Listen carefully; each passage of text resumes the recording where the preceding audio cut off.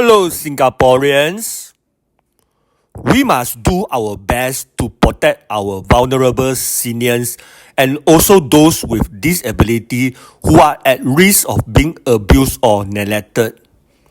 I have come out with these important things that we must look into. In here, I will highlight the 5 critical gaps in caring for vulnerable seniors in Singapore.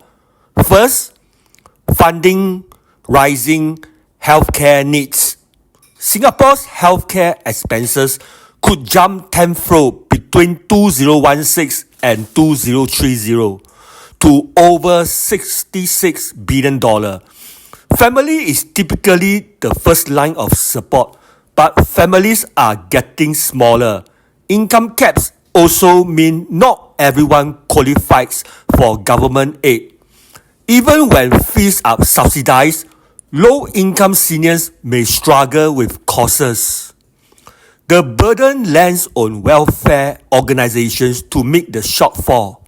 However, causes that help the elderly don't attract as much funding as, say, education, which in Singapore receives the lion's share of donations. In 2019, they accounted for 52.9% of total receipts of $20.8 billion, according to Commissioner of Charities. And the second, access to home care and assisted living.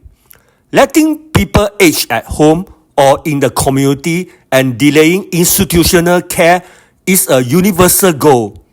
But as the number of seniors with mobility issues or age-related illness increases, demand for home nursing, home therapy, meal deliveries, assistive devices, and home safety and modification services to prevent falls will rise.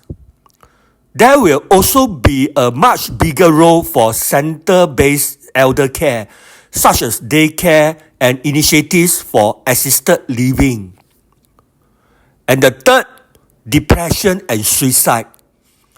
Aside from physical ill health, many seniors face loneliness, loss of loved ones, or dependence on others. The number of elderly living alone doubled to 63,800 in 2020 from a decade ago and is set to hit 83,000 by 2030, according to Singapore Department of Statistics.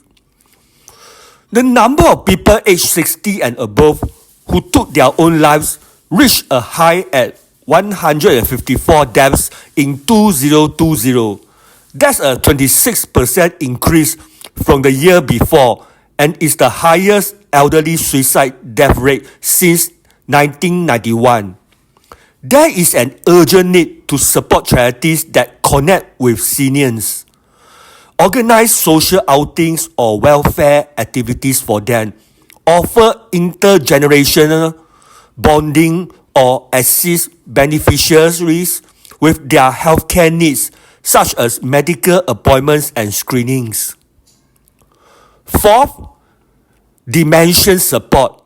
Dementia is also an urgent issue we have to look into today, affecting 1 in 10 seniors.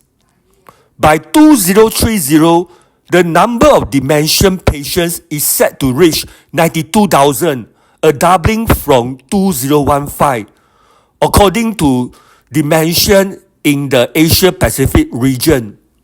Dementia additionally imposes a huge burden on caregivers, many of whom are aging themselves.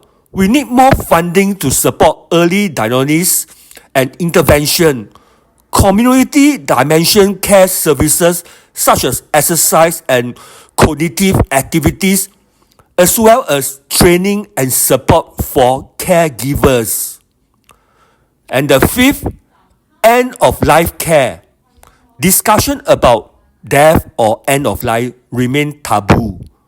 There is insufficient advanced care planning as well as a lack of healthcare workers and expertise in the palliative care system.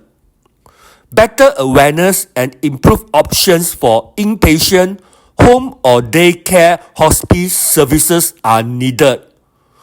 We actively reach out and care for frail and vulnerable seniors who are socially isolated or have limited access to resources in areas of social, financial, medical, and housing support. The goal is to ensure our vulnerable seniors experience value, respect, and dignity as they age. There are still many works to be done, and to do it correctly, effectively. I will love to hear your thoughts. Lastly, please remember one day we will be old. I am Ben Puah from Red Dot United. Thank you.